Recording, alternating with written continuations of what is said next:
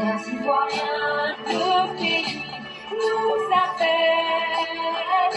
Si nous avons dans la paix ramené la liberté, notre devoir sera d'être un modèle de l'espérance promise à l'humanité en forgeant unis dans la voie du ciel, la patrie et la fraternité.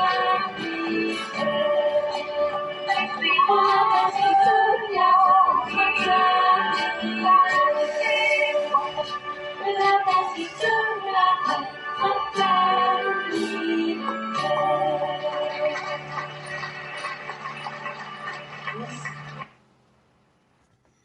Bonjour mesdames et messieurs, bonjour chers auditeurs, bonjour chères auditrices, bonjour à tous ceux qui nous suivent en ce moment. Nous sommes en date du vendredi 31 mai 2024. Je salue ici notre frère bien-aimé Kwame Jonas Aouye ainsi que le Chao Idrissa Kamate, ainsi que toutes ces personnes qui se joindront à nous pour animer le festin intellectuel de ce jour. Et donc mesdames et messieurs, nous aurons quelques sujets qui je pense au nombre de 3. Et après la présentation de ces sujets, on va lire l'éditorial de Mère Blanc. Et après cette lecture, tous ceux qui voudraient prendre la parole, on va vous l'accorder le plus rapidement possible et essayer encore de reprendre le chemin du travail. Mais déjà, nous disons merci à tous ceux qui portent des intérêts pour ces émissions-là. Merci à tous ceux qui, de par leur présence, ou bien même de quelque manière que ce soit, arrivent à faire de ces émissions-là des succès. Nous vous disons vraiment merci. Merci de votre abnégation et de votre détermination.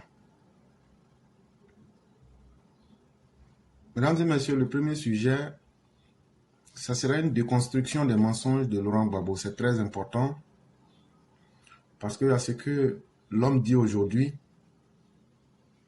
mais il y aura certainement un jour qu'on appelle demain. Et demain, ça sera des nouvelles générations. Et il ne faudrait pas que les anti-modèles soient transformés en valeur de sagesse ou de référence de quelques autres que ce serait. Et donc, il est important de situer chaque chose dans son contexte pour ne pas que ceux qui veulent aujourd'hui travestir le réel, qui veulent trafiquer la vérité, puissent être les héros de demain. Et donc, dans cet exercice, ça sera un travail pour démontrer une fois de plus encore que Laurent Gbagbo n'est vraiment pas un individu sérieux, pour que l'histoire du monde, et surtout des Ivoiriens en particulier, puisse retenir que cet homme-là a été une erreur dans la politique ivoirienne dans tous les sens. Il n'y a pas longtemps, lorsqu'il a tenu la convention de son parti, le PPACI, à l'hôtel Sofitel Ivoire, en date du 10 mai 2024. Il a dit comme ça devant tout le monde: j'avais trouvé le moyen de construire Yamoussoukro sans prendre un seul franc de crédit. Malheureusement, à entendre cela, on penserait avoir affaire à un héros, à quelqu'un qui aime tellement les Ivoiriens que lui et l'endettement, c'est comme le ciel et la terre. Mes chers auditeurs, figurez-vous que c'est du mensonge. Il dit que lui, il avait trouvé les moyens de construire Yamoussoukro sans prendre un seul franc de crédit.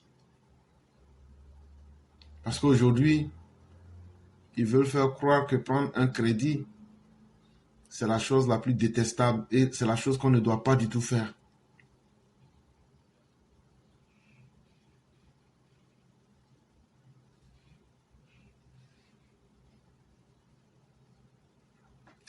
Parmi ces projets, Laurent Gbagbo a cité la construction de l'hôtel des députés. Moi, j'avais trouvé les moyens de construire Yamoussoukro sans prendre un seul franc de crédit. J'ai construit l'Assemblée nationale. Je n'ai pas pris de crédit.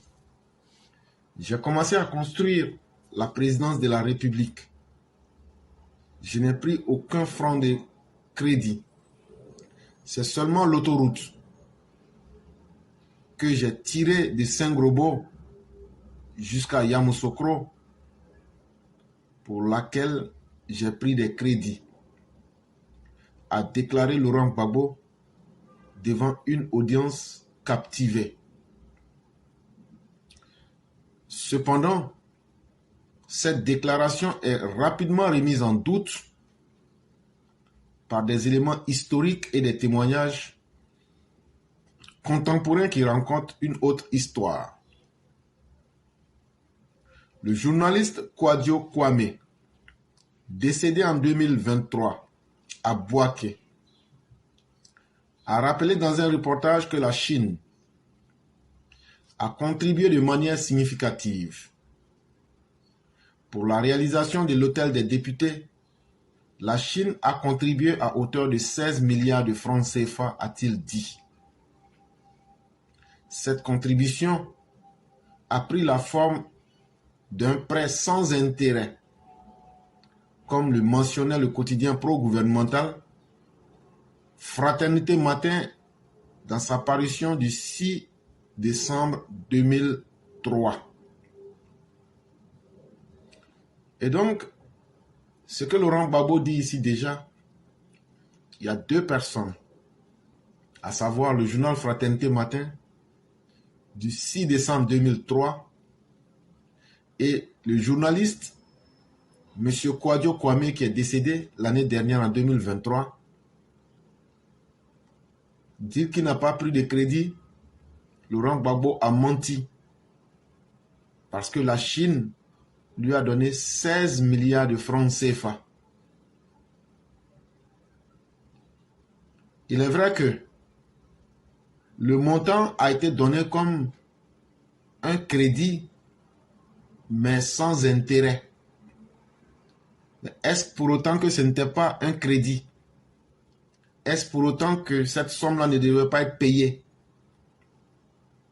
La nature même du crédit, c'est ce que tu prends avec quelqu'un et que tu es obligé de lui retourner. Et on ne prend pas un crédit parce que ça plaît. Mais c'est parce que une situation vous contraint, une situation vous oblige à prendre le crédit. Aussi simple que ça.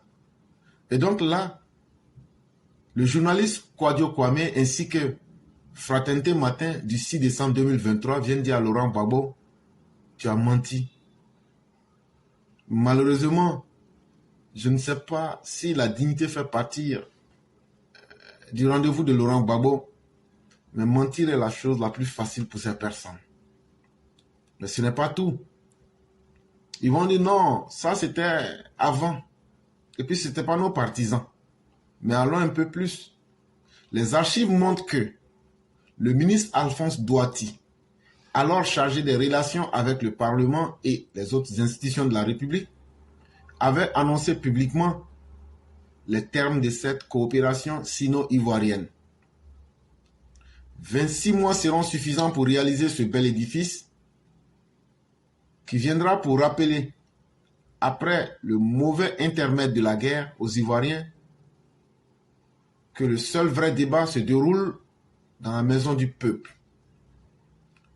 A relevé le ministre au 16e étage de l'immeuble Siam à l'occasion de la cérémonie de signature de la Convention. Marché de travaux de construction qui marque la réalisation concrète de l'hôtel parlementaire. Dans sa volonté de transférer la capitale politique et administrative à Yamoussoukro, le chef de l'État, pour traduire cette volonté, s'est personnellement impliqué dans les négociations avec l'ambassade de la Chine qui a abouti à la signature le 20 juillet 2001, le 24 avril 2002 et le 1er septembre 2003 à la signature des accords de prêt sans intérêt entre la République populaire de Chine et le gouvernement ivoirien en vue de la construction d'un hôtel des députés à Yamoussoukro a indiqué Alphonse Douati. Laurent Gbagbo, si c'est qu'on t'a dit pour montrer que tu mens là, si ça ne te plaît pas là, voilà ton ministre Alphonse Douati.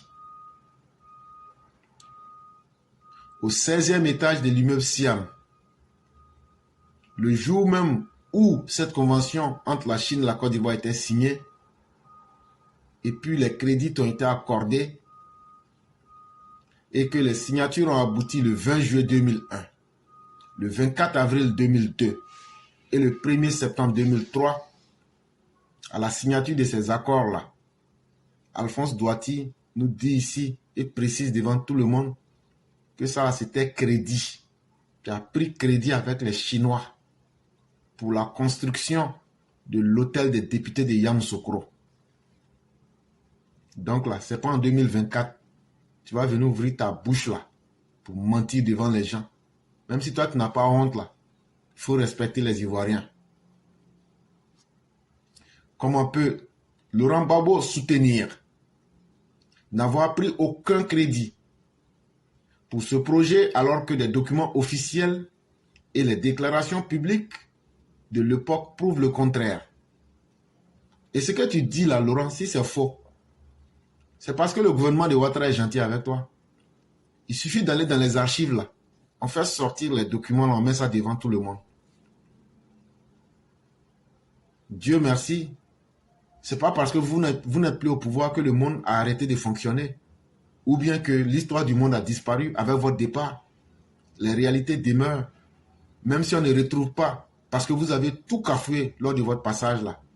Il suffit de se rendre à l'ambassade de Chine, on peut tout retrouver. Et donc ne vous méprenez pas. Ne pensez pas que vous allez tromper les gens. Ne pensez pas que vous allez refaire l'histoire de la Côte d'Ivoire. On va s'asseoir tranquillement pour vous écouter. Les idiots qui ont décidé de vous suivre là, c'est eux qui peuvent et qui vont accepter d'être trompés. Mais les Ivoiriens qui sont dignes et qui savent où ils veulent aller là, ils ne vont pas se laisser distraire.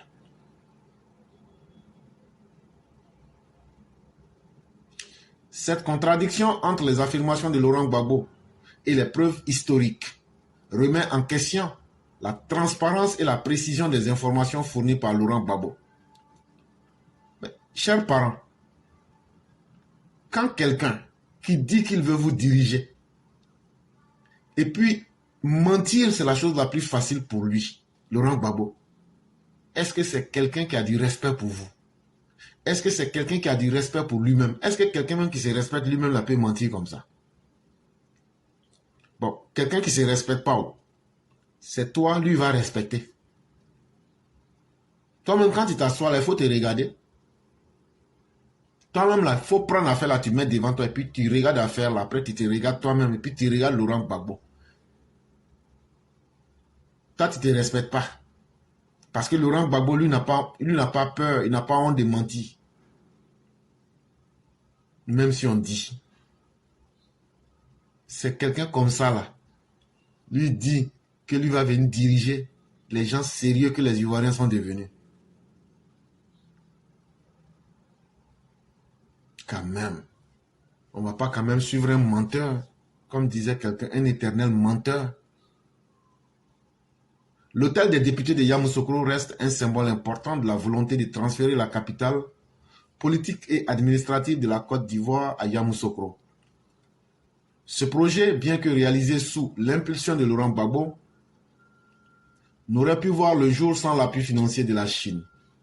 Ainsi, malgré les propos de Laurent Gbagbo, les faits historiques confirment que les crédits ont bien été contractés pour la construction de cet édifice, jetant une ombre sur les déclarations faites lors de la convention du PPACI. L'article a été tiré d'afriquesoir.net pour ceux qui veulent vérifier. Mais ce qui est encore intéressant, quelqu'un qui volontairement, sans obligation, arrive à vous mentir, demandez-vous qu'est-ce que cette personne-là peut faire si vous lui donnez le pouvoir. Et c'est ce qu'on dit toujours, mais les gens pensent qu'on s'amuse. Qu'est-ce qui oblige Laurent Gbagbo à vouloir aujourd'hui trafiquer sa propre gestion du passé? Qu'est-ce qui l'oblige aujourd'hui à vouloir mentir sur sa gestion du pays. Ça veut dire que si demain, vous mettez cet individu à un poste, il va falsifier vos vies. Laurent Gbagbo que vous voyez là, il a détruit la vie de nombreux Ivoiriens. Tous les enfants ivoiriens qui allaient à l'école en 1990 là. Laurent Gbagbo a détruit leur vie. Vous qui êtes nouveaux, vous qui êtes jeunes qui ne savez pas, on appelait toute cette génération-là, c'est-à-dire une tranche de 25 ans là, Laurent Gbagbo a détruit toute leur vie avant de nous conduire à une guerre civile. On appelait ça la génération sacrifiée. Si vous ne savez pas là, allez demander à vos parents que c'est qui on appelle génération sacrifiée. Ils vont vous dire que c'est tous les enfants qui étaient à l'école en 1990 là. Et tous là, ils ont été sacrifiés jusqu'en 2011.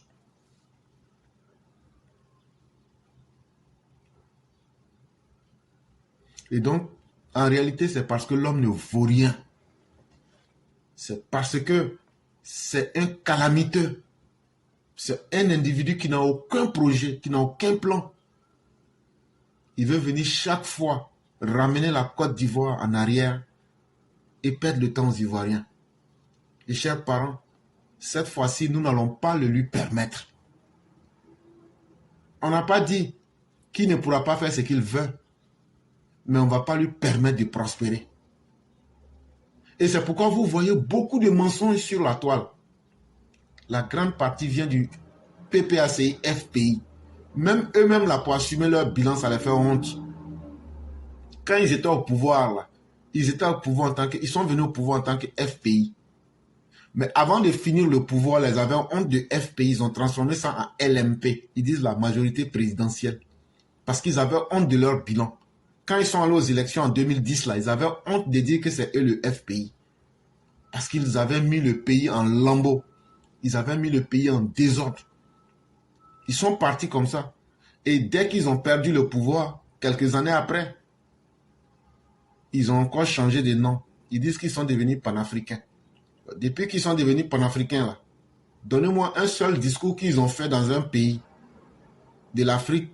Et puis ce pays-là dit vraiment, voilà un seul acte ou bien une seule parole que les nouveaux panafricains de Côte d'Ivoire ont posé et qui a été utile dans nos vies.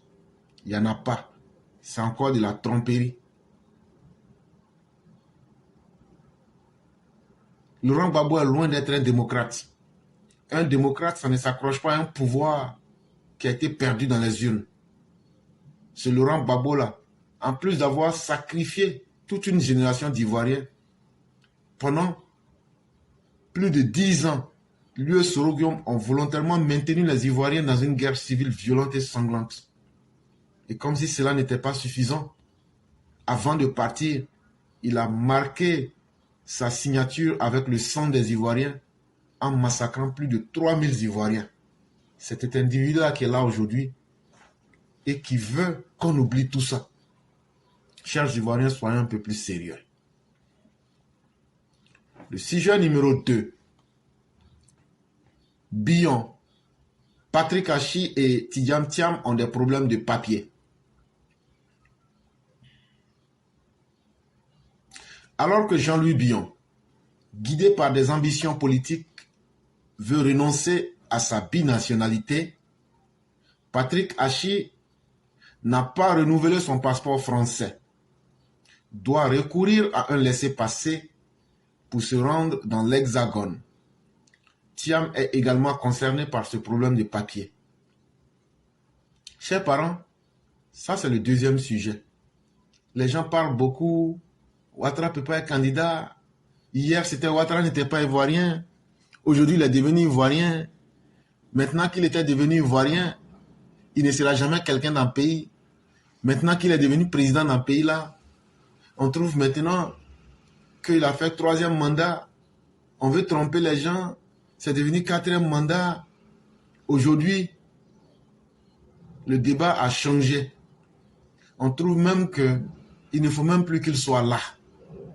On demande mais pourquoi Non parce qu'il s'appelle Alassane Ouattara et parce qu'on a peur de lui, parce que il est trop fort pour nous et nous fait ombrage.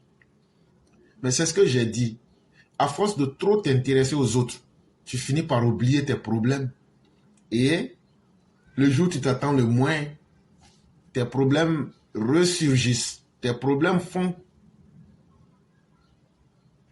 reviennent à la surface. Et au moment où tu te rends compte, tes difficultés t'ont déjà noyé. C'est le cas de certains politiciens. Au lieu de chercher à dire Ouattara ne sera pas candidat, au lieu de chercher à désigner le candidat du RHDP là, voilà que vous-même là, vous avez problème de papier. Jean-Louis Bion que vous voyez là, l'information que je donne là, ne pensez pas que c'est moi, je suis trop fort. Non, c'est Africa Intelligence qui a fait sortir l'information. Africa Intelligence dit que Jean-Louis Bion que vous connaissez là, Jean-Louis Bion là, c'est lui son papa. Quand Bédié a pillé l'économie de la Côte d'Ivoire, l'argent volé là, c'est ça ils ont pris. Quand ils ont pillé les complexes sucriers et l'économie de la Côte d'Ivoire, l'argent volé là, une grande partie a été donnée au papa de Jean-Louis Bion. C'est ça ils ont pris pour construire ces sociétés là. C'est sur l'argent volé des Ivoiriens, ils sont assis.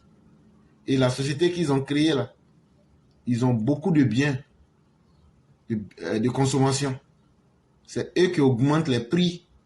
C'est eux qui font ça pour dire si on augmente les prix, ça va énerver les Ivoiriens. Mais eux là, ils ne sont pas gentils. Hein. Ils vont jamais avoir pitié des Ivoiriens pour diminuer les prix des denrées là. Sucre, lait, tout, les biens de consommation là. Aujourd'hui, comme son papa est mort là, c'est lui, son fils là. Lui, il a hérité de l'argent volé là. C'est le deal qui était entre lui et puis Bédié. Mais eux là, ils vont jamais faciliter la vie aux Ivoiriens en diminuant même le prix de quelque chose pour dire que ça vient de leur cœur. Mais chaque jour, ils s'asseyent, ils augmentent les prix des choses. Jean-Louis Bion là, il dit que lui, il veut être président de la Côte d'Ivoire aussi.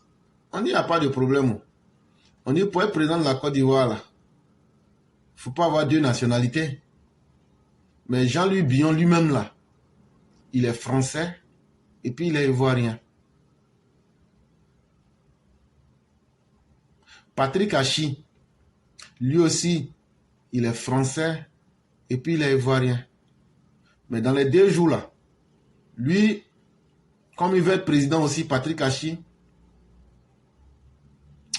il n'a pas renouvelé son passeport français. Ça veut dire qu'il n'a pas renoncé à la nationalité française, il n'a pas laissé tomber la nationalité française, mais comme ce sont des gens qui voyagent beaucoup, il n'a plus renouvelé son passeport français parce qu'il veut être président. Il faut commencer déjà à ne plus laisser de traces. Donc, depuis un certain moment, quand il voyage là, c'est laisser passer ivoirien, il prend, et puis il voyage pour aller en Europe. Ça veut dire un pied dedans, un pied dehors. Ça fait 2. On vous a parlé de Jean-Louis Bion et puis de Patrick Achi. La 3e personne qui est concernée par ce même problème de papier, il est français et en même temps il est ivoirien, c'est Tidiane Thiam. Jouissant d'une double nationalité, ivoirienne et française, Patrick Achi se retrouve cependant contraint de recourir à un laissez-passer pour ses voyages dans l'Hexagone. La raison est que l'ancien Premier ministre n'a pas renouvelé son passeport français arrivé à expiration. Aujourd'hui, 31 mai 2024, où je vous parle là, bien avant ça, le passeport français de M. Patrick Achi a expiré. Et comme je le disais, il n'a pas renouvelé. Il prend le laissez-passer pour se rendre en Europe. Un choix assumé qui lui cause des réelles difficultés.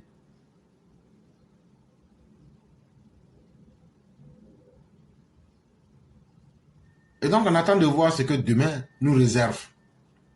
On ne peut pas demander aux plus petits des Ivoiriens que non, il n'y a pas la double nationalité en Côte d'Ivoire. Non, voyez-vous, la loi, c'est comme ça.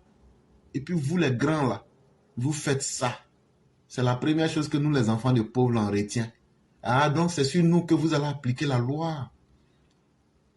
La rigueur de la loi, c'est sur nous. Mais vous, là, la loi n'existe pas pour vous.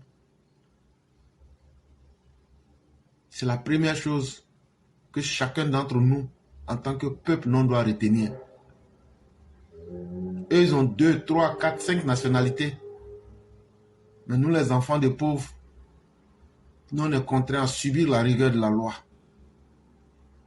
Et ils auraient voulu qu'on n'en parle pas en public. Ah, donc nous, on est fait pour souffrir. Parce que nous, on est né le jour de la malédiction. Selon Africa Intelligence, le président du conseil régional de la ME a encore demandé un autre laissez-passer fin mai pour son passage à Paris. Donc, comme je vous disais là, on est en fin de mai 2024. Aujourd'hui, c'est le 31 mai 2024.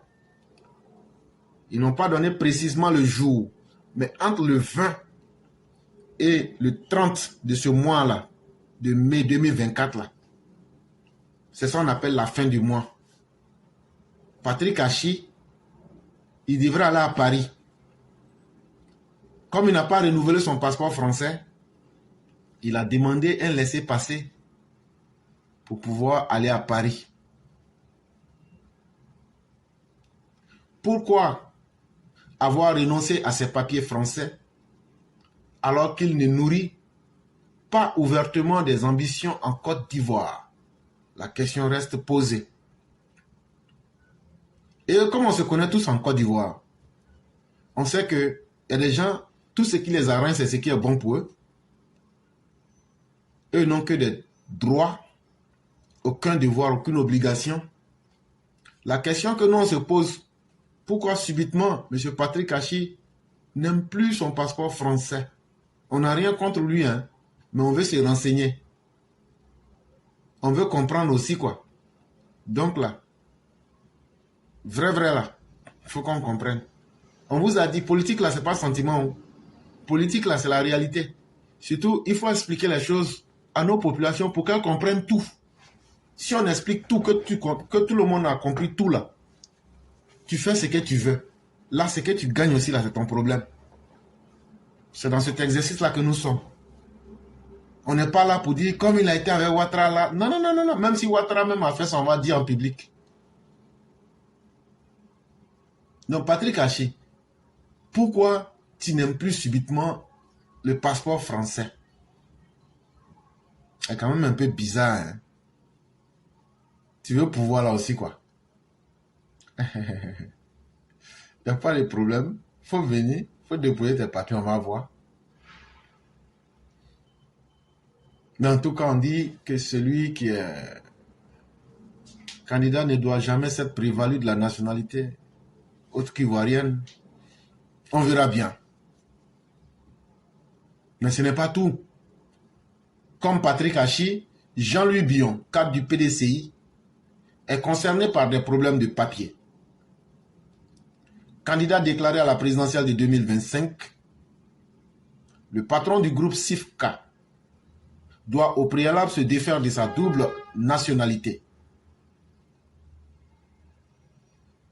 au risque d'être frappé de forclusion au moment crucial.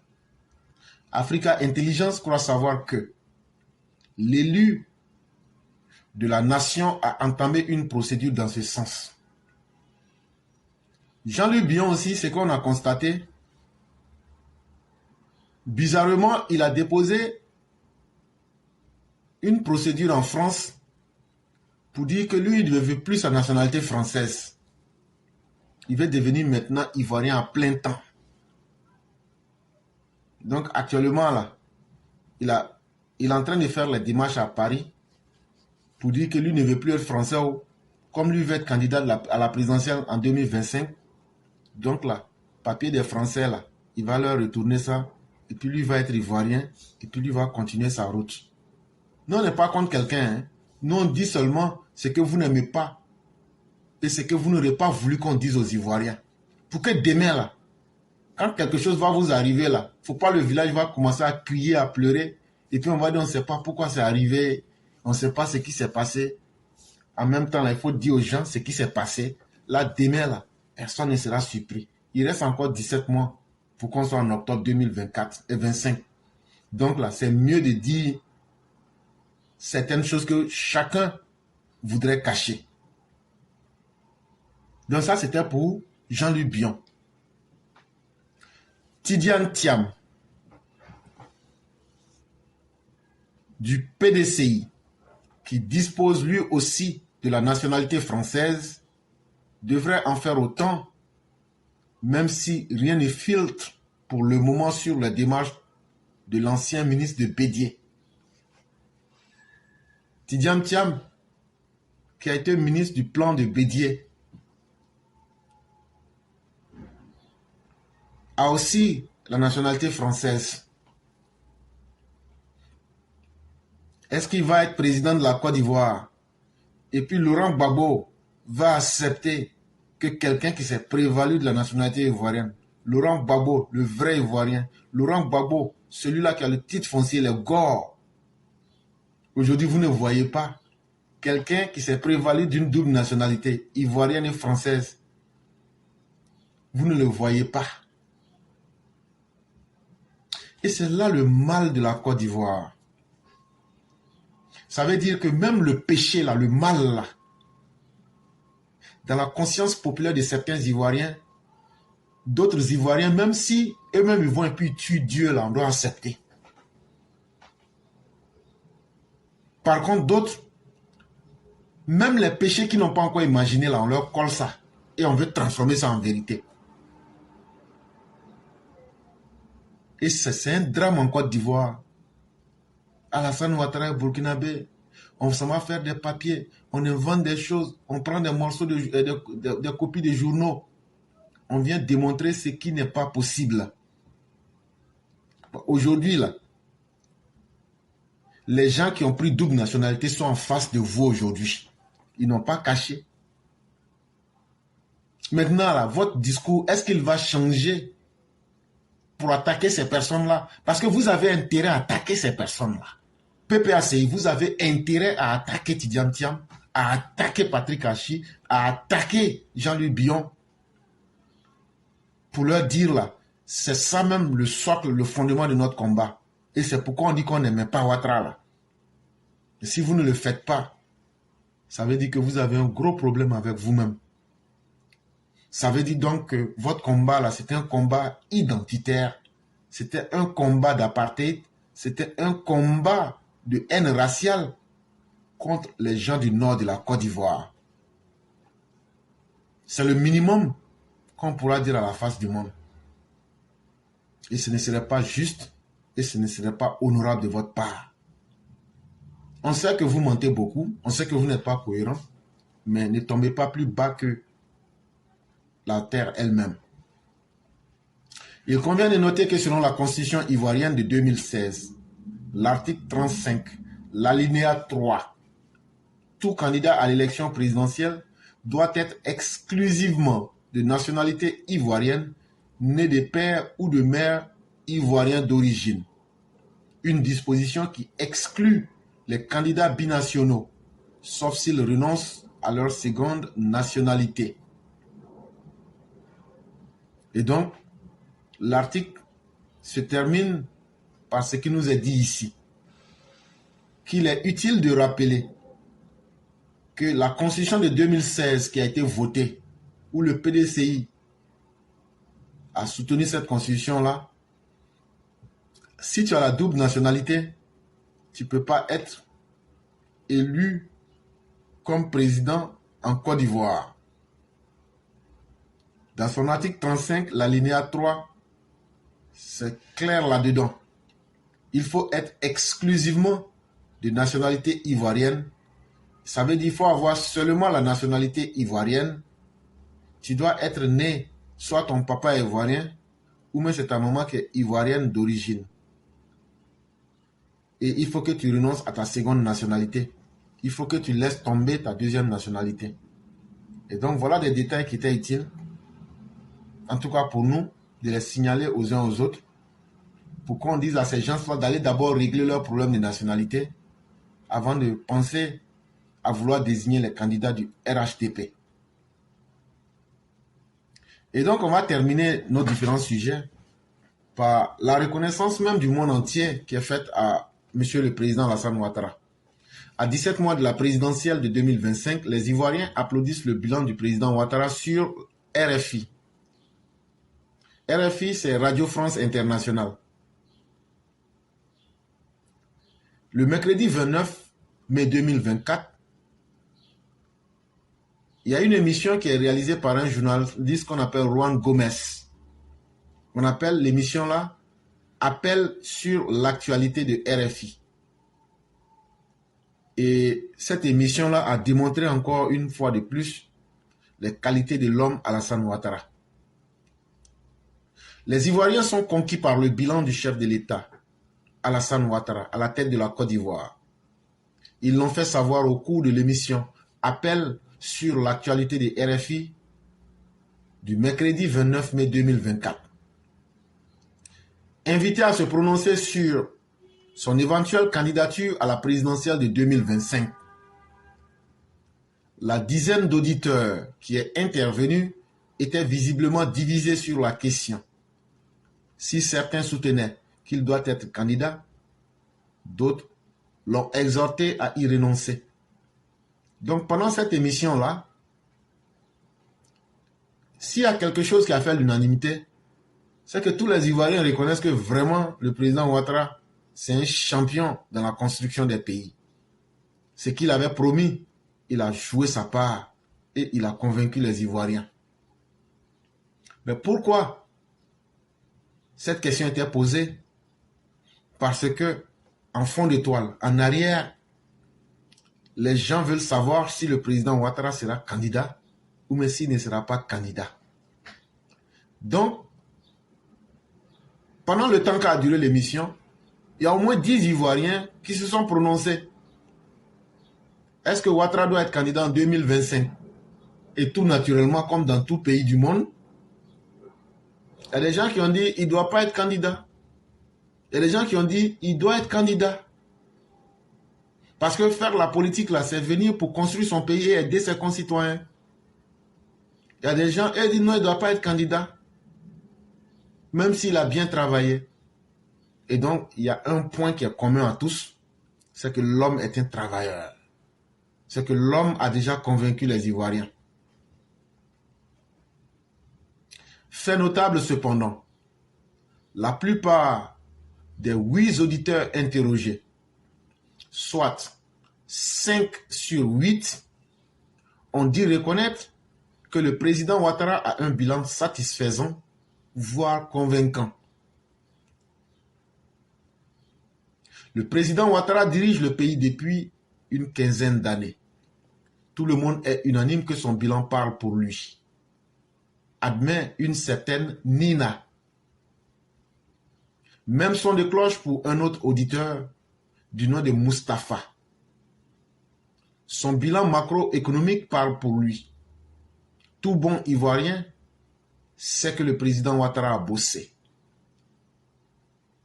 Avance Mustapha. C'est également l'avis d'un auditeur prénommé Yacouba. C'est pas Yacouba d'Aïcha Tremblay là, hein. Il s'appelle Yacouba. Il a abattu beaucoup de travail pour le développement de ce pays. Opine M. Yacouba.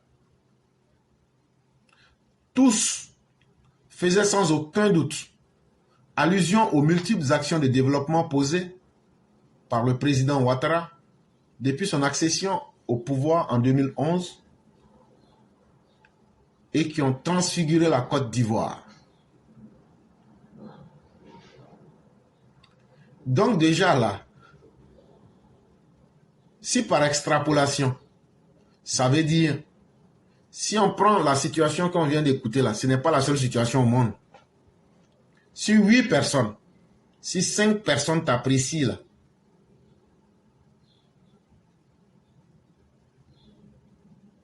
ça veut dire que ton bilan il est bon.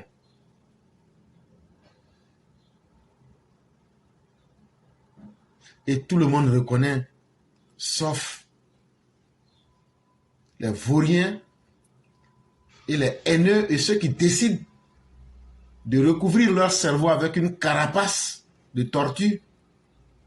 C'est eux, sans même avoir les mots qu'il faut, qui ne voient pas et qui ne peuvent pas dire ce qu'ils voient aujourd'hui. Il faut être un ennemi du progrès, un ennemi même de la vie, pour ne pas apprécier aujourd'hui l'hôpital qui a été construit dans ton village. La route qui fait aujourd'hui la fierté et qui facilite la vie à nos parents. Les ponts et les routes qui ont été mises en place pour faciliter le quotidien des Ivoiriens. Un homme qui fait ça là, on ne doit pas lui dire, on ne doit pas lui parler n'importe comment. Chers Ivoiriens, même si Ouattara on ne l'aime pas là, on ne doit pas lui parler n'importe comment. Au titre du bilan du chef de l'État Alassane Ouattara, d'autres auditeurs ont mis en avant le fait qu'il ait garanti la sécurité et partant la stabilité sociopolitique depuis son arrivée au pouvoir. Ça, c'est notre groupe là. Nous, on aime paix façon. De toute façon, moi, j'aime la paix. Toi, tu n'aimes pas la paix ou bien? Toi qui es assis là, qui me regarde là. Tu aimes la paix ou bien tu n'aimes pas la paix? En tout cas, moi, j'aime la paix. Mais est-ce qu'un vaurien peut imposer la paix? Quelqu'un qui vaurien comme qui? Comme Laurent Gbagbo. Il ne peut pas imposer la paix. Donc, c'est qui impose la paix? C'est quelqu'un qui est fort. Ce sont les hommes forts qui imposent la paix. La paix, là, ce n'est pas un fruit qui pousse et puis on se va cueillir. La paix, là, c'est un travail. Donc, on n'a pas n'importe qui. Et un n'importe quoi et un n'importe qui ne peut pas maintenir un pays en paix. Laurent Gbagbo, toi, tu es venu en Côte d'Ivoire, là. 26 décembre 2000. 26 décembre 2001. D'ici, on va dire 19 septembre 2002. Tu as mis la Côte d'Ivoire dans la guerre. Ça veut dire moins de 2 ans. Et on est resté dans ça jusqu'au 11 avril 2011. Laurent Gbagbo, ça veut dire tu es un vaurien. Laurent Gbagbo, tu es un ver de terre. Laurent Gbagbo, on se mouche et puis on met ça sur toi. Si tu étais un garçon là, un vrai Woody là, tu allais imposer la paix. Alassane Ouattara, lui, il ne pleurniche pas. On m'a attaqué, on m'a fait ça. Il vous lime dans vos ventres. Et puis, il ne fait même pas publicité. C'est quelques fous du roi comme nous autres en sommes ici pour venir raconter quelques-uns de vos méfaits. Ah non, il y a eu ça ici, il y a eu ça. Est-ce que vous voyez beaucoup de personnes parler de ça? Ça ne les intéresse même pas. Mais ce qu'on vous dit là, en réalité, on ne vous donne même pas les 1/10 même des détails. Parce qu'en voulant donner des détails, ils vont découvrir la force du système de l'homme Ouattara. On vient, on raconte les faits, on raconte ce qui s'est fait, mais comment ils font pour vous dézinguer là, pour mettre coup de poing dans vos ventres là? On ne va jamais expliquer ça. Donc, ce ne sont pas les plaisantins qui peuvent assurer la sécurité d'un pays. Mais quelqu'un qui assure la sécurité d'un pays, puis le pays en paix là, c'est que c'est quelqu'un là, lui-même là, il sait comment il a eu son pouvoir. Et il sait comment il va gérer son pouvoir là. Ça veut dire qu'il était préparé. Voilà un homme qui n'est pas du tout préparé. Un homme inapte. Un homme, si vous pouvez me le permettre, impréparé, qui se met à la tête d'un pays, qui fout le pays dans la merde et qui, parce qu'il a quelques partisans excités, qui sont des nazis tropicaux, et ils veulent distraire le monde pour nous dire non, même si Laurent Gbagbo va nous ramener dans la guerre, il faut qu'on le vote. Ou bien il faut qu'il soit dans la politique. Hé, violence que vous voulez faire cette fois-ci là. Nous, on vous jure devant Dieu qu'on va vous enlever toute envie de violence. Et c'est là que vous allez comprendre qu'il y a des Ivoiriens là. On est fatigué de vous. On n'a même plus envie d'avoir affaire à vous. Mais vous vous trompez en pensant que les gens vous aiment. Mais le silence des Ivoiriens, le silence de ceux à qui vous avez fait du mal, là, sachez que c'est la tranquillité avant la tempête. Tôt ou tard, vous allez tomber dans votre violence. Mais c'est là aussi que vous serez ramassé par une tempête qui va vous surprendre. Parce que les Ivoiriens vont sortir par milliers pour vous écraser. Le président Ouattara incarne la stabilité. On est dans une sous-région où on a beaucoup de défis sécuritaires. Et pour moi, Alassane Ouattara rassure. Argue Nina. Laquelle est rejointe par un autre auditeur se prénommant Arsène. Le président Ouattara rassure. Ça veut dire, le président Ouattara, là, on l'aime pas. Oh. C'est quelqu'un là. Il sait refroidir qu'il y a des gens. Ça veut dire, quand on dit aujourd'hui c'est Ouattara qui est président de la Côte d'Ivoire, là, ça refroidit cœur. Ça te donne au moins, tu sais qu'au moins là, il y a des choses là, ça ne va pas t'arriver. Parce que c'est un dirigeant qui est conscient de son rôle. Et c'est un dirigeant qui n'aime pas les échecs. Alors que Laurent Gbagbo, lui, son point de référence là, c'est les échecs, la turpitude, la barbarie. C'est le seul qui est à même de donner aux Ivoiriens cette espérance qu'ils ont depuis qu'il est au pouvoir. Estime M. Arsène. M. Arsène dit que vrai, la paix là, si ce n'est pas Alassane Ouattara, lui ne voit pas un garçon qui peut maintenir la Côte d'Ivoire dans la paix. Un autre, du nom de Bernard, soutient que la situation sécuritaire dans les États de la CEDEAO contraint le chef de l'État à continuer de garantir la stabilité de la sous-région. M. Bernard, lui, il est venu. Lui, il allait plus loin. En réalité, là, ce que vous voyez dans la sous-région comme désordre, là, Mali, Burkina, Niger, Guinée, tout, là. La seule vraie personne aujourd'hui qui maintient ce que vous voyez, puis vous dites qu'il n'y a pas de sécurité, là. Enlevez Alassane Ouattara, vous allez voir que ce que vous voyez aujourd'hui, là, ça va devenir 10 fois plus grave. Quand le président du Libéria vient en Côte d'Ivoire, il a négocié sa sécurité. Il a parlé de deux choses. Ça a fait de courant, là, tout le monde a entendu. Mais il a aussi demandé à la Côte d'Ivoire de l'aider au plan international à assurer sa sécurité. Mais ça a fait de courant, là, tout le monde a vu. Non, le Libéria vient de mettre courant, même chose. Même chose pour le Ghana. Même chose pour toute la sous-région ouest africaine. Si on n'avait pas cet homme de poigne et cet homme qui a une reconnaissance et un bénéfice, un crédit international, hey, aujourd'hui, la région ouest africaine serait dirigée par les djihadistes et les putschistes. On allait avoir deux formes de gouvernance. Soit dans chacun des pays de l'Afrique de l'Ouest, là, si ce n'est pas djihadiste qui est dirigeant, c'est putschiste. Et c'est là que vous allez voir que déjà dans la vie, là, il y a des gens, ils sont un là, mais ils peuvent faire travail de 20 personnes.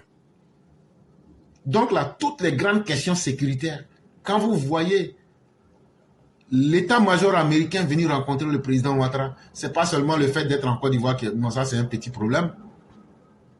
Mais même bien avant ça, quand il va à Paris, ou il va dans les grandes capitales, on ne lui demande pas la sécurité de la Côte d'Ivoire, mais on lui demande la sécurité de la sous-région pour les intérêts mondiaux.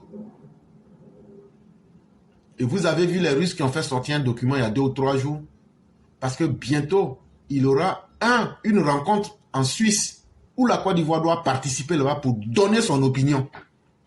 Ils ont vite fait de faire sortir un papier pour dire « Ah, vous voyez, non, en fait, là, les Ivoiriens, là, ils laissent l'ambassade de l'Ukraine prendre des Ivoiriens pour être soldats.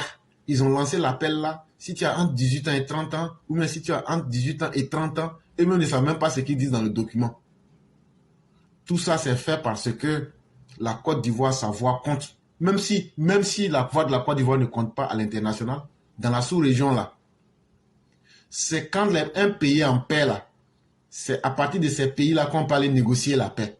On ne négocie pas la paix dans un pays qui est déjà en guerre. Et donc là, L'instabilité que les autres pays de l'Afrique de l'Ouest connaissent là, c'est à partir de la Côte d'Ivoire et de l'homme Ouattara singulièrement que tout est négocié aujourd'hui pour pouvoir renforcer la paix dans la sous-région. C'est pour toutes ces raisons que plusieurs des intervenants se sont dit favorables à la candidature du président Alassane Ouattara à la prochaine présidentielle de 2025. Pour moi, le président Ouattara a toute la latitude de se présenter et défend Arsène. Arsène dit que lui veut que le président n'a qu'à se présenter parce que il a tout ce qu'il lui faut.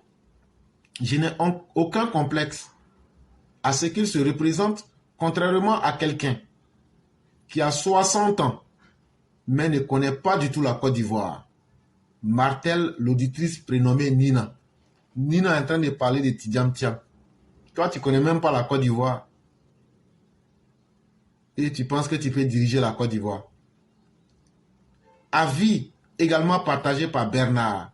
Je pense que le président actuel, Alassane Ouattara, a les capacités physiques et intellectuelles de continuer d'œuvrer à la marche de la Côte d'Ivoire. Pour toutes ces personnes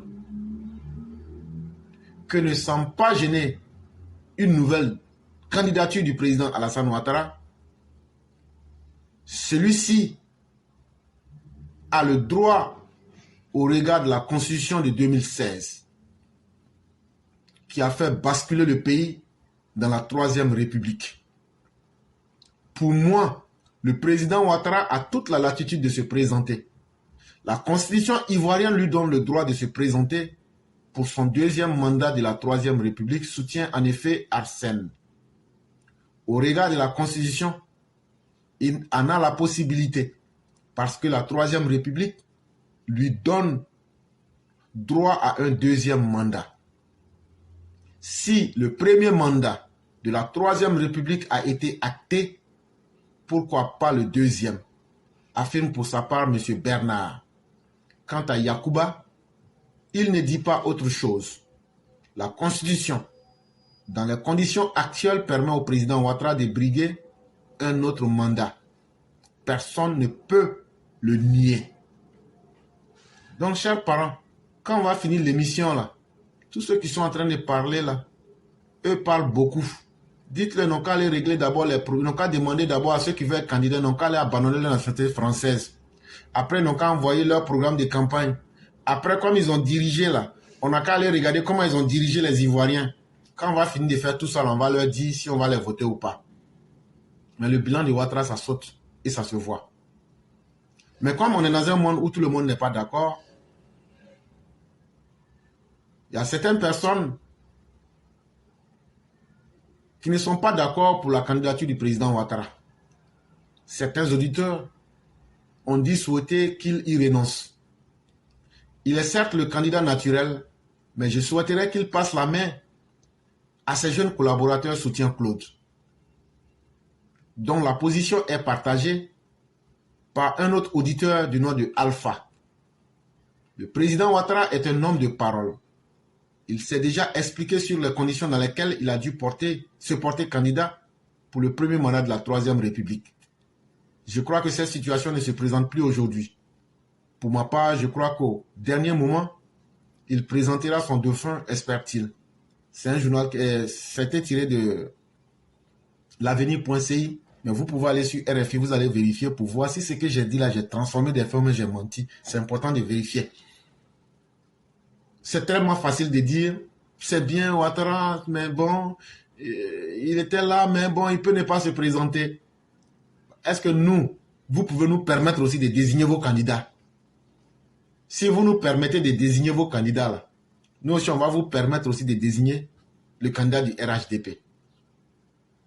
Deuxième chose, est-ce que la Constitution permet à M. Ouattara de se présenter ou ça ne lui permet pas de se présenter? Il n'y a pas un garçon en Côte d'Ivoire qui peut dire que le président ne peut pas se présenter. Vous savez très bien la vérité. En réalité, il y a deux types d'Ivoiriens. Il y a ceux qui sont nostalgiques des moments de désordre. Parce que c'est dans le désordre qu'ils arrivent à prospérer. Et aujourd'hui, avec toute l'embellie, avec aujourd'hui tout le rayonnement économique de la Côte d'Ivoire, eux veulent qu'il y ait un moment d'instabilité. eux veulent que les froufrous n'ont qu'à revenir. Là, eux vont gagner gros. Et puis là, ils ne vont pas laisser des traces. Parce que quand il y a froufrou là, tout est gâté. Et ils vont prendre ça et puis ils vont disparaître. Quand vous voyez quelqu'un, il est là, Ouattara doit quitter là. Il faut lui demander, Ouattara doit quitter pourquoi? S'il te dit non, c'est parce que tous ceux qui sont là sont jeunes là. Il faut lui demander, bon, les pays qui sont dirigés par les jeunes là, pourquoi les djihadistes sont là-bas? Et puis les jeunes n'ont pas pu battre les djihadistes.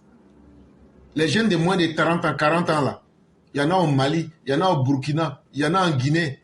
Mais est-ce que parce qu'ils sont jeunes là, tous leurs problèmes ont été résolus? Il faut lui poser la question. Donc quand on prend un jeune, on met à la tête d'un pays là, tous les problèmes se résolvent quoi.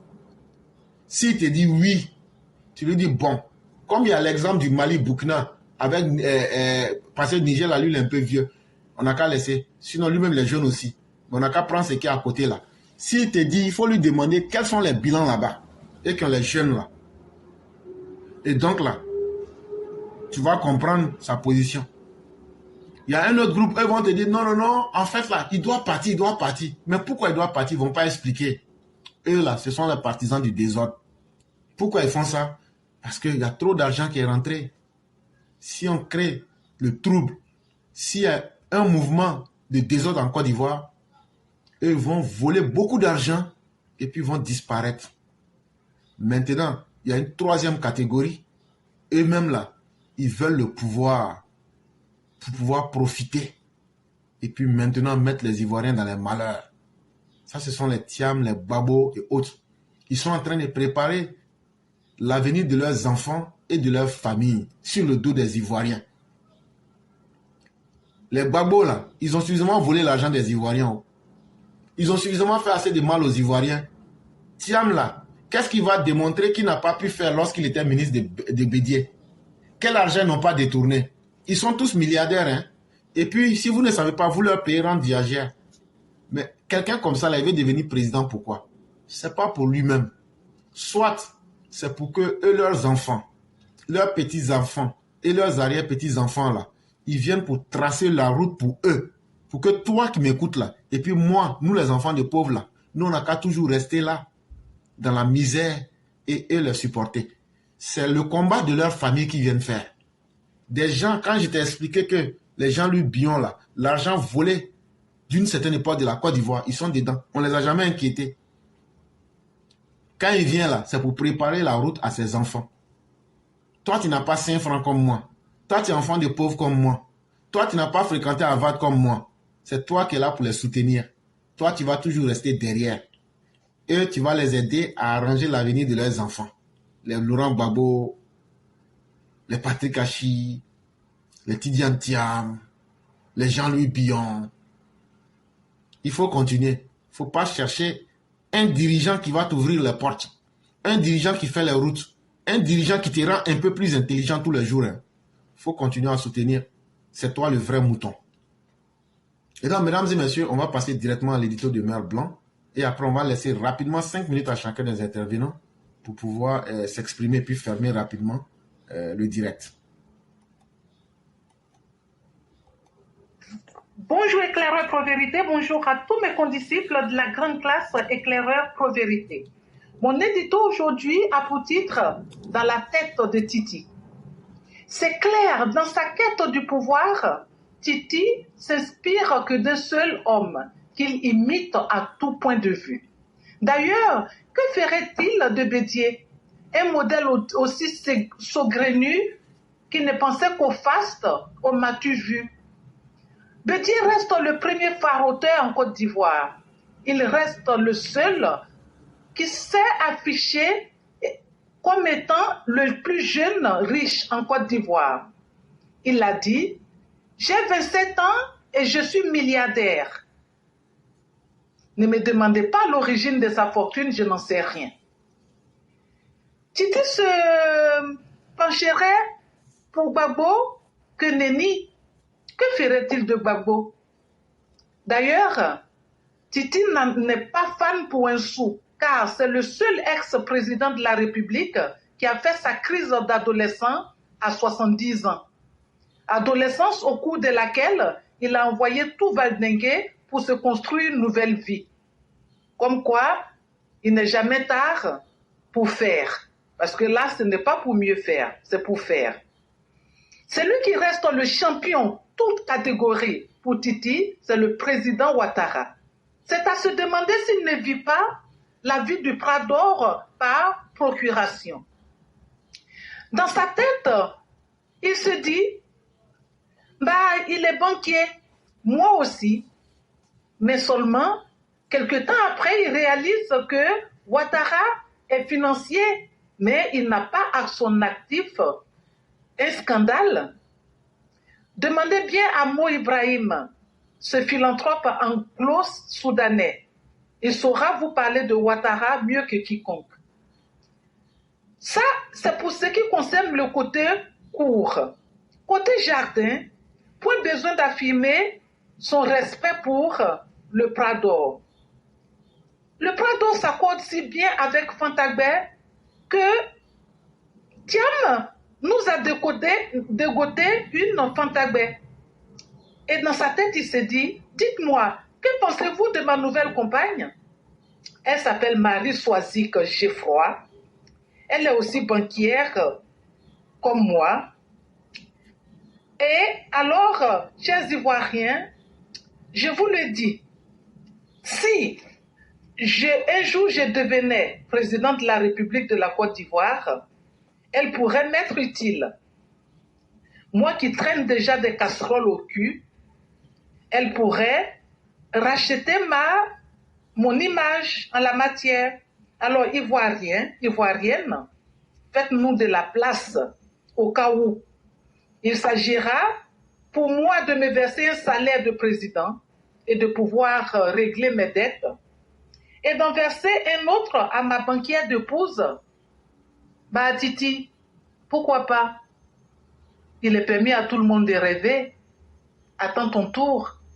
Merci et à bientôt. Merci infiniment à Mère Blanc pour cette belle thématique qui a été évoquée. Voyez-vous,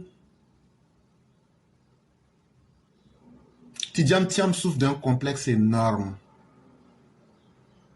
Chers parents, il dit qu'il va être président de la Côte d'Ivoire. Les gens du PDC lui ont dit, tu sais, il faut commencer comme Ouattara. Ton côté un peu étranger, là, si on active ça, ça va faire que les gens ont pitié de toi. Donc là, il faut être un peu étranger. Soit Nangadef. Là, comme ça, là, quand les gens vont t'attaquer, après on va dire, mais il ressemble à Ouattara. C'est comme ça qu'on a attaqué Ouattara. Ça fait un. Deuxième, comme Ouattara aussi, il est musulman, là. Il faut aussi dire que tu es musulman. Il faut aller dans leur mosquée, là, tu dis que c'est toi qui as construit. Là, comme ça, là, on va plus se demander si tu es musulman. On va dire, il a même construit mosquée. Donc là, on laisse ça, ça fait 2. Troisième, tu disais que tu étais économiste. On a découvert que tu as fait tomber plusieurs banques, que tu as créé des sociétés écrans. Ça, c'est du banditisme économique à l'international. Mais, comme chez vous, le monde est tellement facile. Le fils à papa, qui n'a jamais rien eu avec son propre mérite, on dit on va laisser ça encore. Comme Ouattara s'affiche avec les grands de ce monde, il n'y a pas longtemps que ça, tu es parti nous dégoter quelques petits individus. Tu t'es affiché dans une... On ne t'a même pas invité. Les gens sont en train de faire leur baptême, tu t'en vas, tu dis, toi, tu vas donner ton nom à l'enfant là. Joe, tu étais de passage. Les gens ont déjà choisi le nom de l'enfant. Toi, tu dis non. Non seulement toi, tu vas prendre cérémonie là en compte. Toi, tu vas prendre cérémonie des gens. Et puis le nom de bébé là, toi, tu vas donner toi-même ton nom. Et puis tu vas être maître des cérémonies. On a vu avec ces photos là. Comme quoi, lui, peut-être, il connaît aussi quelques grands du monde. Ça n'a pas encore suffi. Il dit, mais comment je vais faire encore pour ressembler à Ouattara? Bon, attends. Comme il a une femme blanche là, attends, je vais aller prendre une femme blanche aussi. Je suis allé prendre une femme blanche. Oh, la femme blanche du docteur Ouattara, elle a un diplôme en gestion des biens. Et donc, il faut que moi aussi, ma femme soit un peu comme ça aussi. Et donc là, il allait nous sortir une femme qui est en fait une gérante de petits commerces. Ici. C'est ce qu'on appelait l'histoire de 99 cents. Il allait nous la sortir. Quand tu regardes le visage même des femmes là, tu sais qu'elle-même là, elle est étonnée. Et le mot étonné même est étonné, mais elle est là quand même. Mais chers parents, tout ça là, parce qu'il veut ressembler à une seule personne qui s'appelle Alassane Ouattara. Mes chers parents, souvenez-vous d'une chose. Quand le président Ouattara a reçu Tidjane Thiam, depuis ce jour-là, est-ce que vous ne trouvez pas qu'il est devenu un peu calme et un peu trop respectueux du président Ouattara? Qu'est-ce qui s'est passé là-bas? Il a vu quoi? Il a entendu quoi? Chabat, et puis il a convaincu. Jusqu'à il a marié. Petit chose que je suis en train de vous voulez couper direct là. Vous aussi. Donc, ne donnez pas raison à Mère Ouragan. On n'a même pas encore commencé. Ça là, ça vous fait mal déjà. Et vous aussi. Non, soyez un peu courageux quand même. Soyez un peu courageux. On n'a même pas encore commencé. Vous voulez couper direct. À couper. Donc, Tidjane Thiam, on peut vouloir ressembler à Ouattara comme ça. Qu'est-ce qui s'est passé depuis ta rencontre avec Ouattara là? Tu es devenu calme et puis très respectueux. Ça là, il faut qu'on cherche son fond, on va dire aux Ivoiriens. Tu as vu ce que tu devrais voir. Et tu as compris que ce n'est pas la même catégorie. Mais tu ne peux pas dire ça au grand jour. Mais quelque chose m'est paru bizarre. Tu as fait les éloges de Bédié. Bédié, c'était un boucantier. Bédié, c'est un aïe aïe aïe. Bédié, c'est le sommet des sommets. Quand il va au village là, c'est tout le village parle de lui. Ah non, Bédié, même au campement, il fait mal là-bas. C'est lui fait sale. Mais oh, il faut essayer de lui ressembler. Tidjane Thiam, il faut essayer de ressembler à Bédié. Tu sais que si tu fais ça là, ça ne va pas démarrer. Au fond, là, donc tu es en train de mentir aux gens. Et c'est pourquoi on vous disait qu'en politique, là, l'art de pouvoir cacher ses sentiments s'appelle le leurre. Et c'est une arme politique. Bon, Tidjane Thiam qui a fait l'éloge là, il n'a qu'à prendre, il dit mon modèle, il n'a qu'à dire une seule phrase, mon modèle politique c'est Bédié. Vous les gens de Tidjane là, avec ce qu'il a dit de Bédié là, si c'est la vérité là, dites, Tidjane Thiam n'a qu'à dire mon modèle politique c'est Bédié. Il ne peut pas. Donc là, il a menti aux gens. Et vous savez que vous mentez. Mais on laisse ça. Il n'a qu'à dire que son modèle politique c'est Babo. Vous connaissez la suite.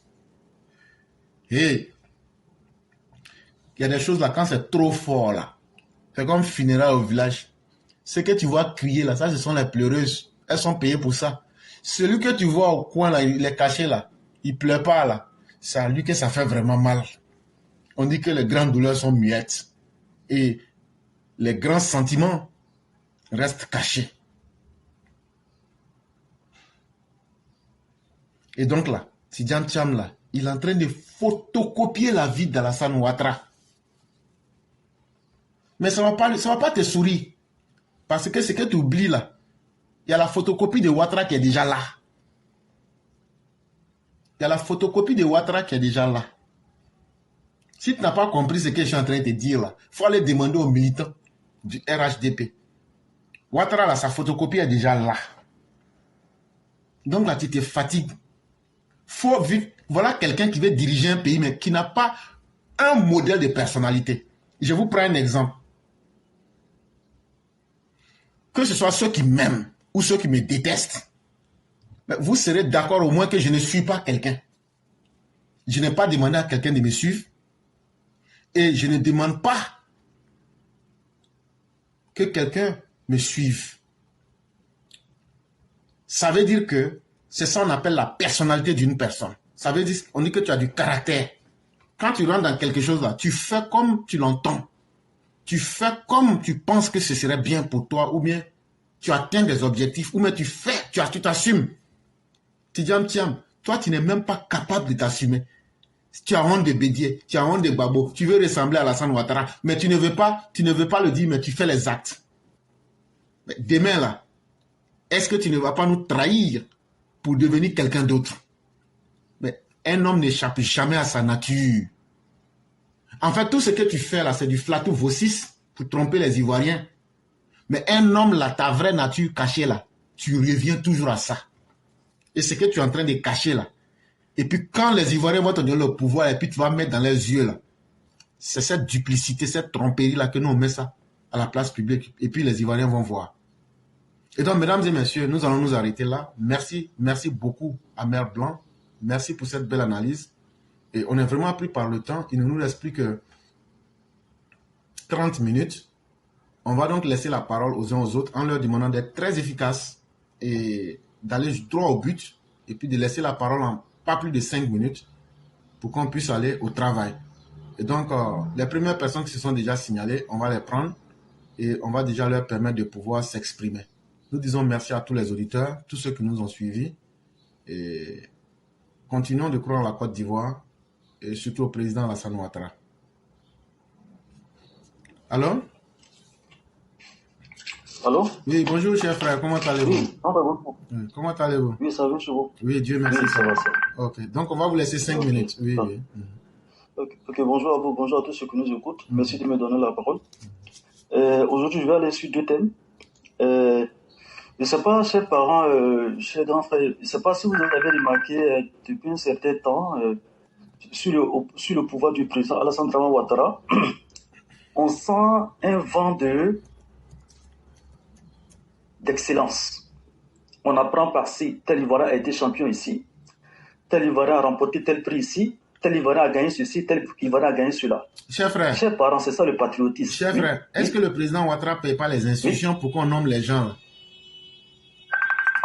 Parce que moi, je suis très bête. Hein. Allô? Oui, je demande, est-ce que le président Ouattara ne paye pas les blancs pour qu'on donne des prix aux gens pour dire qu'ils sont devenus excellents? Ça là.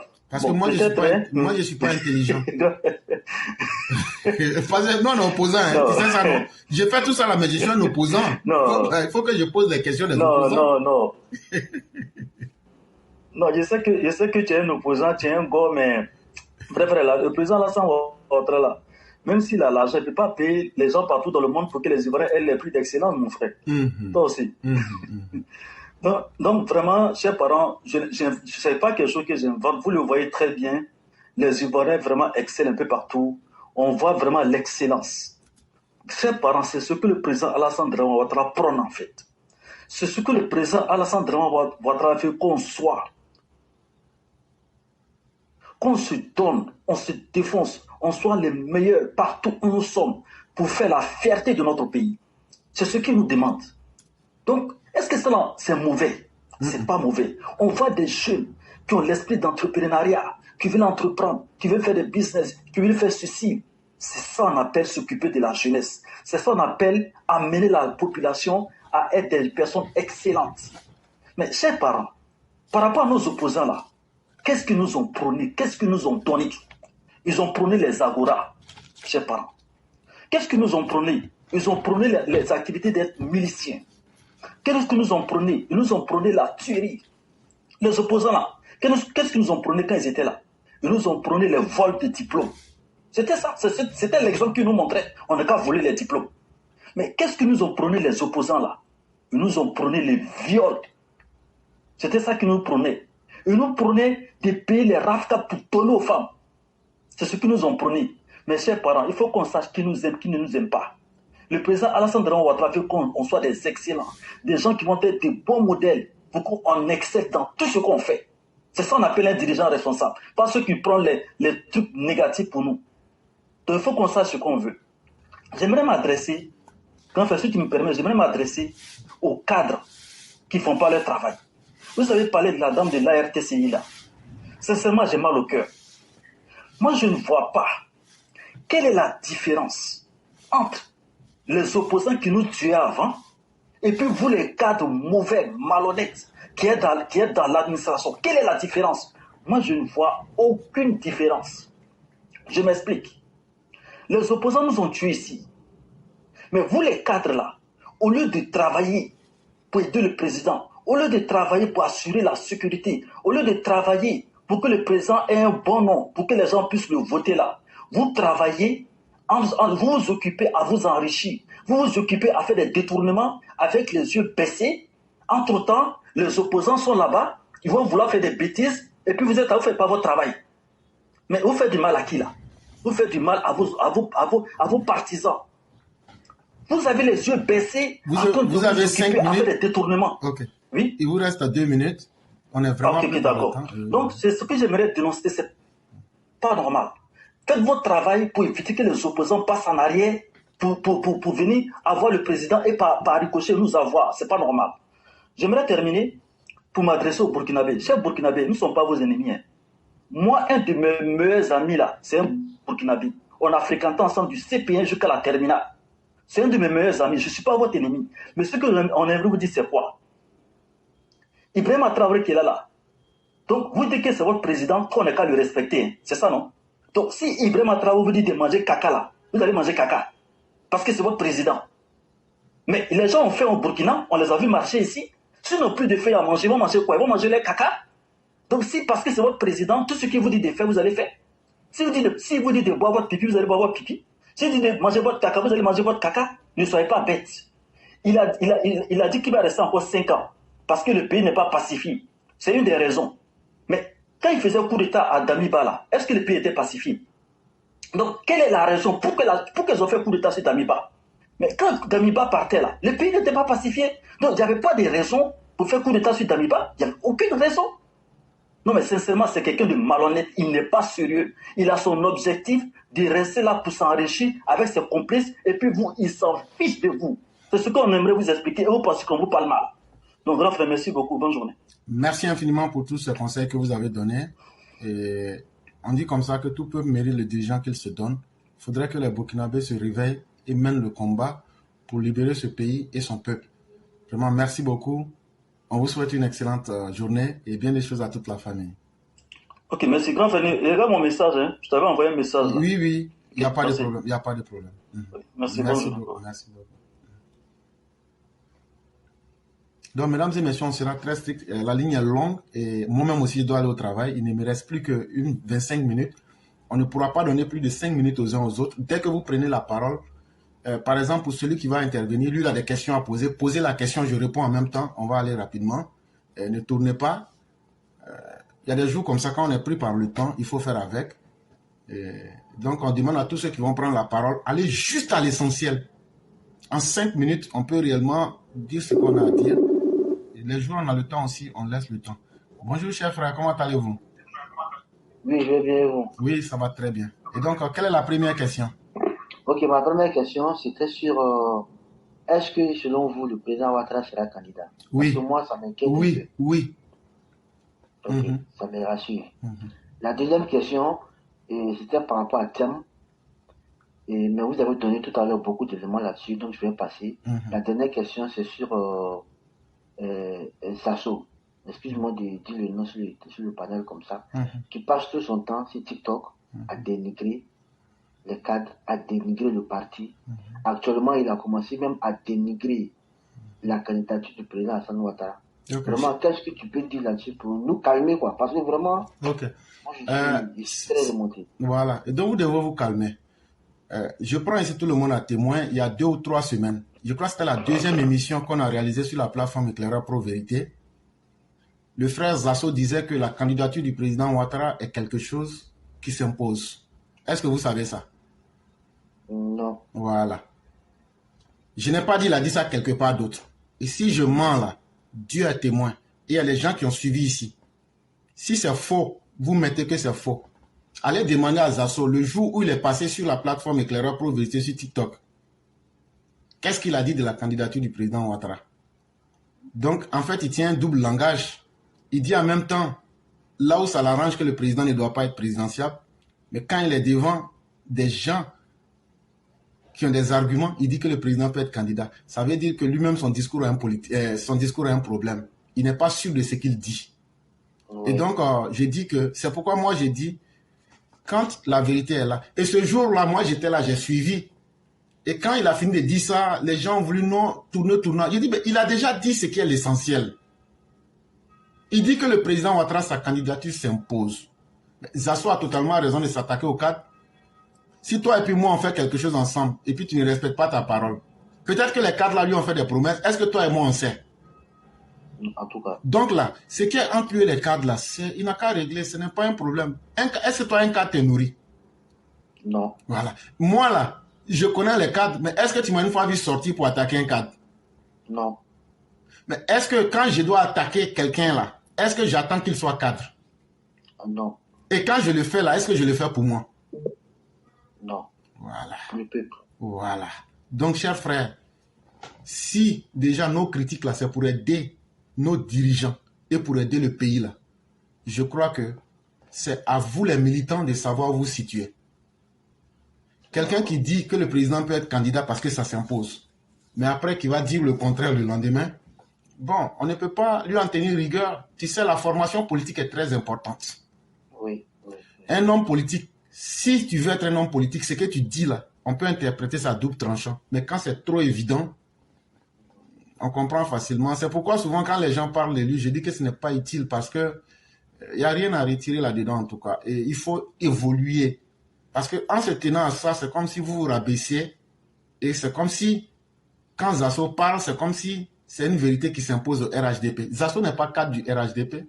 Zasso n'est pas plus militant que vous. Donc là, ce que Zasso dit là, ça n'a aucun impact dans la réalité. Comme ce que l'éclaireur dit n'a aucun impact dans la réalité. Pourquoi? Parce que les gens peuvent suivre comme ne pas suivre. Oui. Donc là, qu'est-ce que Kafana vous a dit? Je suis sorti, je vous ai détaillé. Qu'est-ce que Mamadou Touré a dit? Je suis sorti, je vous ai détaillé. Qu'est-ce que moi-même, bien avant, depuis 2023, qui vous dit ici que le président Ouattara sera candidat? C'est toi. Donc restons sereins. En fait, là, les gens n'ont pas le même niveau d'information. Et donc là, nous, on ne vient pas, on n'a pas dit que c'est nous, on fait les événements. Mais, on peut même se tromper. Mais il y a une chose qui est évidente. On ne va pas mentir et puis demain avoir la tête haute. Si les choses changent, on viendra vous dire en fonction de ce qui avait été tracé, les choses ont changé.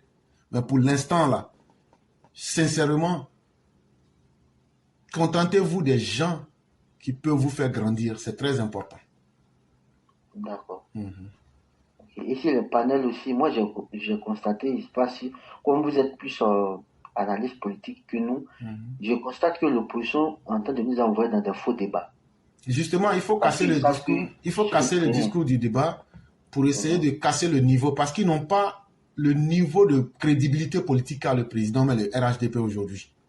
Effectivement, ils veulent vous conduire en erreur pour qu'on oublie le bilan du président Ouattara. Exactement. Et quand c'est comme ça, le débat sera au même niveau. Prenez n'importe quel opposant, vous le mettez là, sur une thématique où on doit présenter les bilans, ou bien sur une thématique où on doit faire de la projection, ils ne peuvent pas.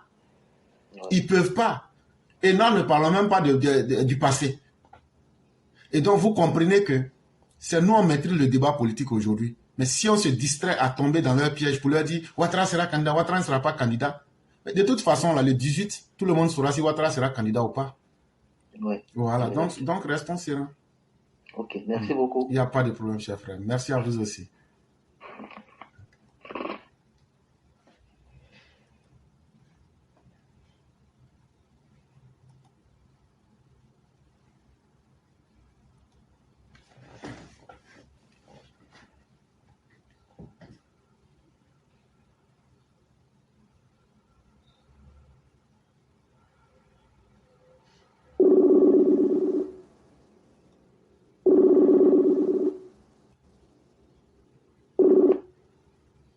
Allô? En vérité. Oui, bonjour cher frère, comment allez-vous? Je vais très très bien. Ok, donc on vous laisse vos 5 minutes. Vous m'entendez bien là? Oui, on vous laisse vos 5 minutes. Voilà, merci beaucoup pour les 5 minutes. Bon, moi, j'allais parler d'abord de Ibrahim Traoré de Burkina et j'interpelle les autorités de Côte d'Ivoire.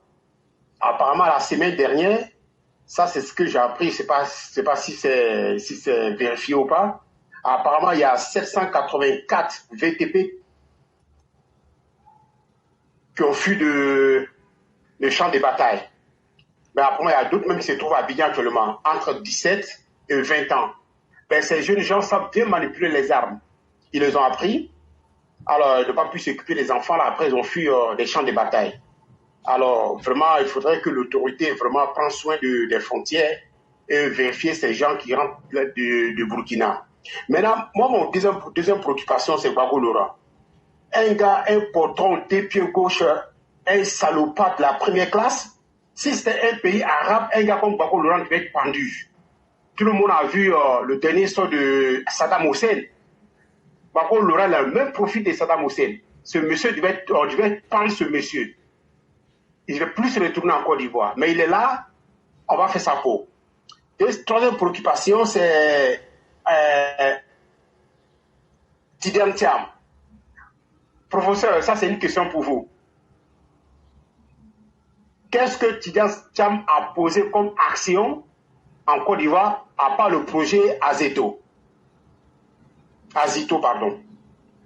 Il n'y a rien qu'on retienne de lui. C'est aussi simple à répondre. Sinon, lui-même, il serait très fier de présenter ses bilans aujourd'hui. C'est comme quand Gbagbo dit qu'il a fait aussi la maison des députés avec la présidence. Mais aujourd'hui, là, demandez à quelqu'un qui est à Yamoussoukro de vous prendre une photo, de vous présenter. Aoussou, notre frère Aoussou est à Yamoussoukro. Ou bien même, il y a des opposants. Vous nous écoutez actuellement là. Allez prendre une photo et puis venez présenter. Tout ça, c'est du mensonge.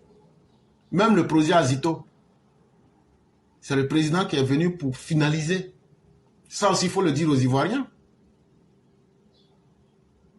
C'est des gens qui n'ont aucun actif. Non seulement ils ne peuvent rien, mais leur stratégie, c'est comment tromper les Ivoiriens pour arriver au pouvoir. C'est ça leur stratégie, sinon il n'y a rien d'autre. C'est comme ça que j'allais répondre. Ok, merci mon professeur. Moi, je m'arrête là pour ce soir. Merci beaucoup. On vous souhaite une excellente soirée et bien des choses à toute la famille. Merci à tout le monde. Merci beaucoup.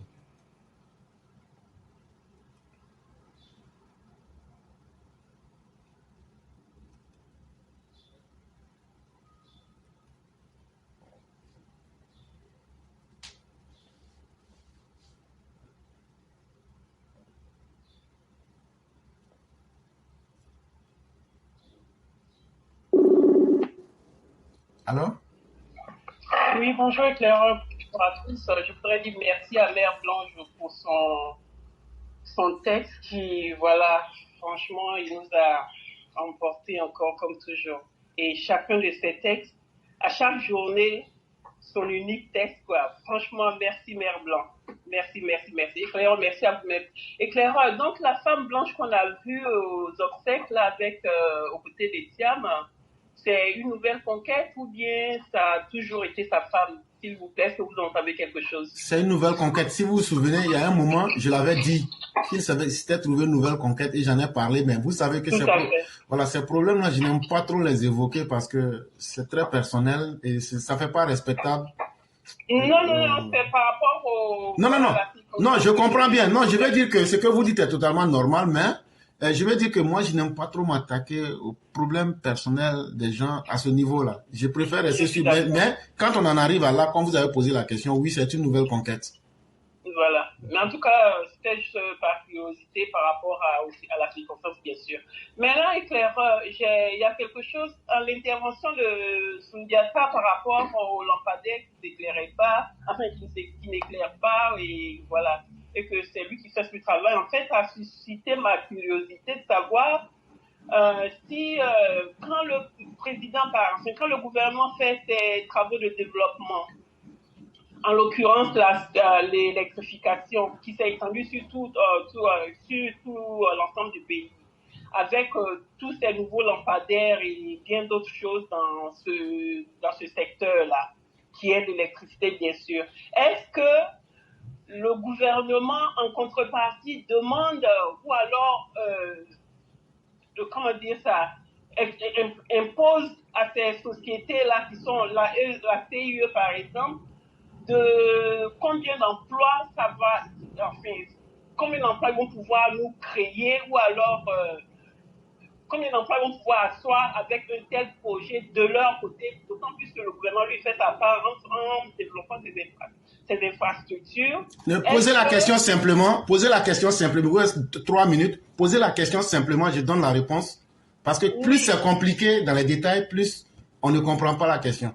Est-ce que, avec la CEI et CIE, est-ce que le gouvernement crée des emplois? Ce serait ça la question? Bon, presque, plus ou moins, mais en fait, c'est de savoir si, de fond de base, est-ce qu'ils font des contreparties, savoir combien d'emplois ça va pouvoir créer de sorte à pouvoir trouver, voilà, les... Bon, je vous laisse y aller. Oui, parce que quand il y a trop de détails, ça complique la question davantage. Désolé. Effectivement. Désolé, ce sera pour une autre fois. Il vous reste encore 2 ou 3 minutes si vous voulez les utiliser. Non, ça ira. Ce sera pour une fois. Je reviendrai avec la même question. Il n'y a pas de... perdu le fil de ma pensée. Il y a pas de... Parce que nous, on est aussi sous pression. C'est pourquoi on a demandé aux uns aux autres. Si vous avez une question, vous posez la question. Parce que ce qui est intéressant dans la question, quand la question est posée, en fonction de la réponse, vous exploitez les points faibles. Ça permet d'aller plus vite. C'est comme ça que moi, j'aime répondre. Je reviendrai avec ma question. Il n'y a pas de problème, cher maire. C'est nous qui vous disons merci infiniment. Et on va vous souhaiter une excellente soirée et bien des choses à toute la famille. D'accord, merci beaucoup. Merci beaucoup, cher maire.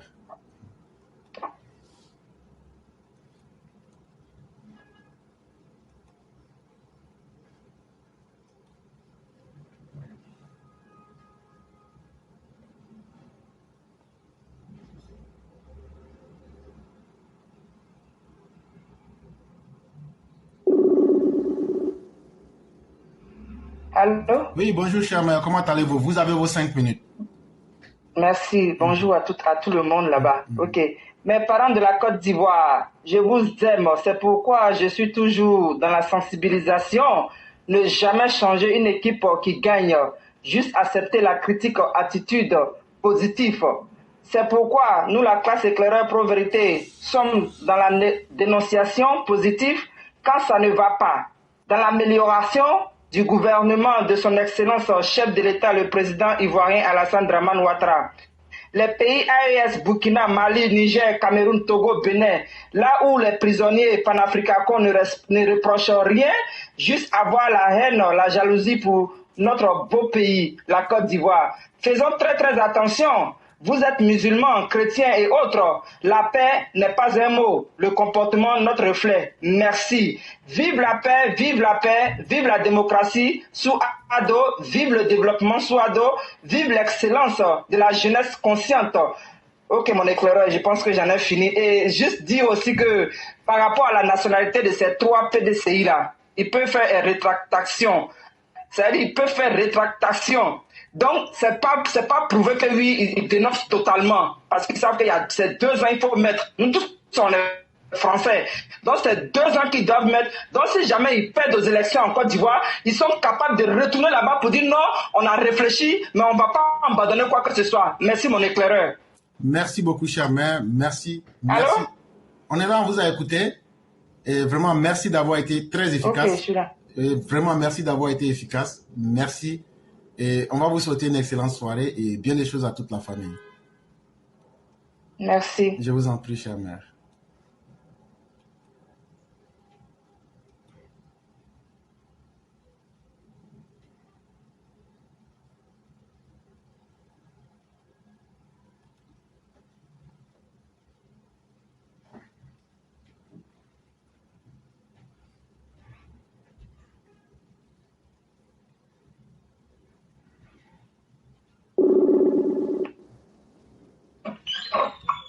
Allô?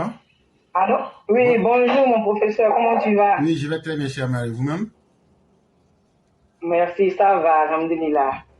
Bon vendredi à toi, bon dimanche à toi. Bonjour à tous les EPV, bon dimanche à toute la classe et qu'Allah nous garde dans ses grâces.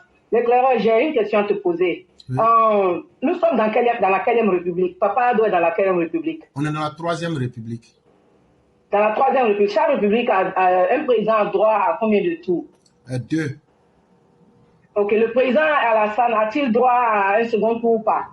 Il est dans son premier mandat de la 3e République, donc il a le droit, il peut se présenter pour le 2e. Donc, ce qui veut dire qu'il est dans ses droits? Il est dans ses droits. Ok. Aujourd'hui, grand vendredi, Dieu, Yahweh, c'est toi qui nous as créés, c'est toi qui nous dis toujours que tu es dans la vérité. Donc, ce qui veut dire que Papa doit être dans la vérité. moi je dis ici, les opposants sont dans leur droit, hein. Mais tout RHDP, qui se dit RHDP, qui se dit qu'il suit les idéologies de Papa Alassane, qui sont dans le RHDP, et qui demandent que le président quitte le pouvoir parce qu'il est comme ça, il n'est pas comme ça. Eux tous aussi qui sont dans leur droit là. Dieu, toi tu nous vois, nous tous, tu nous connais. Tous ceux qui disent à Papa Ado de quitter le pouvoir parce qu'il est dans ses droits, on lui dit de quitter, non. Que eux-mêmes aussi là, partout où ils se trouvent dans leurs droits là, qu'on vienne les pousser de leurs droits, qu'on vienne les enlever, que les gens prennent les femmes, parce que les femmes là c'est leur droit. Ils trouvent que Papa Ado n'est pas bien, non. Donc les femmes là, quelqu'un d'autre n'a qu'à venir prendre. Ceux aussi qui sont femmes qui disent qu'il n'a qu'à partir, les maris là, quelqu'un d'autre n'a qu'à venir prendre. Comme ça ils vont voir si c'est intéressant. Parce que toi, Dieu même, tu nous dis, c'est que tu souhaites à ton prochain, c'est ce que je te retourne. Donc il y a là, tu as le contrôle de tout, bonne santé à papa, que Dieu lui donne longue vie, avec tous ceux qui sont autour de lui, qui font la République, tous ceux qui font qu'aujourd'hui l'Ivoirien a la paix et la sécurité, longue vie à eux tous, et que Dieu t'excelle, soit toujours leur couverture, et à nous aussi, Dieu protège nous autres aussi, qui venons donnant de la voix ici pour notre propre population. Merci l'éclaireur, bon vendredi, à toi, bon jour à tous. Merci infiniment, cher mère, merci de cette efficacité, merci, on vous souhaite aussi un excellent vendredi, toute la grâce divine. Merci pour ce message. Restons sereins et continuons à croire au président et à la Côte d'Ivoire. Et on vous souhaite un excellent début de fin de semaine. Merci beaucoup à vous de même. Merci beaucoup. Et bon boulot à toi. Merci beaucoup, cher. Mesdames et messieurs, on va aller avec la dernière personne, qui est le roi du printemps, qui a voulu la parole. Et comme on est déjà sous pression en termes de temps, ça sera aussi les mêmes 5 minutes pour pouvoir fermer et puis vaquer à d'autres occupations. Et donc, c'est le roi du printemps que nous allons appeler en ce moment pour pouvoir finaliser le direct du jour.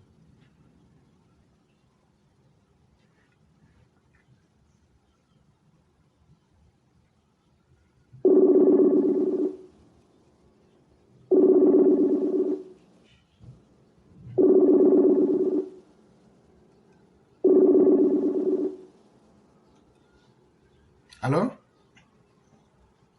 Allô? Allô? Si le roi du printemps nous entend, nous n'arrivons pas à vous entendre.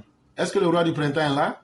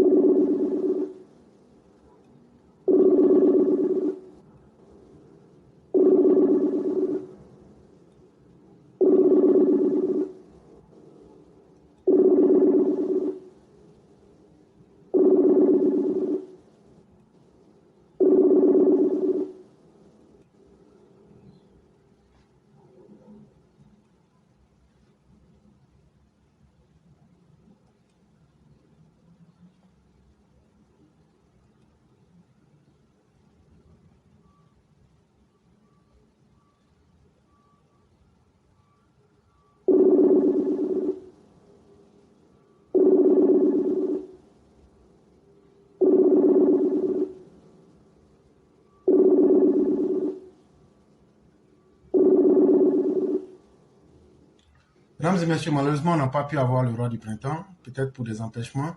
Et donc, on va dire merci à tous ceux qui nous ont suivis.